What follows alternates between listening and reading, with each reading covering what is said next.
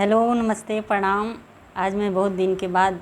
एक सोहर गीत गाने जा रही हूँ। अगर हमारी गीत अच्छे लगे तो कमेंट में ज़रूर बताइएगा और शेयर सब्सक्राइब ज़रूर कीजिएगा।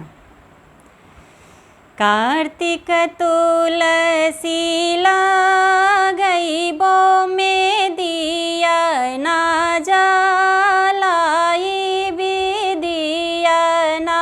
जलाई भी हो ए तुलसी जाहू मोरा होरी लाज नमिहे पियरिया हम चढ़ाई भी पियरिया हम चढ़ाई भी हो ए तुलसी जाहू मोरा होरी लाज नमिहे पियरिया हम चढ़ाई भी हो। एक माह बीतले दूसरे मास अवरुति सरे मास हो आरे नवे मासे होरी लाज नमले महले उठे सोहरी महले उठे सोहरी हो आरे नवे मासे होरी लाज नमले महले उठे सोहरी महले उठे सोहरी हो आरे बाजे लागे आनंद बा धावा महले उठे सोहरी हो।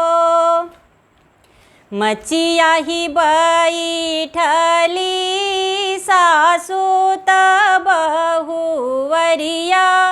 रज करे बहुवरिया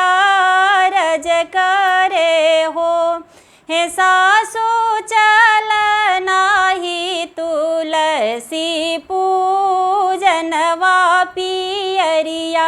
हम चढ़ाई भी पियरिया हम चढ़ाई भी हो ए सासु चल नाही तुलसी पूजनवा पियरिया हम चढ़ाई भी पियरिया हम चढ़ाई भी हो। एक हथेली हली पियरिया दूसरे हाथे गंगा जल दूसरे हाथे गंगा जल हो ए बहुवरी घूमिरी तुलसी पूजेली मथवा झुकावेली मथवा झुकावेली हो ए तुलसी मुख भरी देहु नाया शीस हसत घरवा जइबो हसत घरवा जाई भी हो ए तुलसी मुख भरी देहु नाया शीस हसत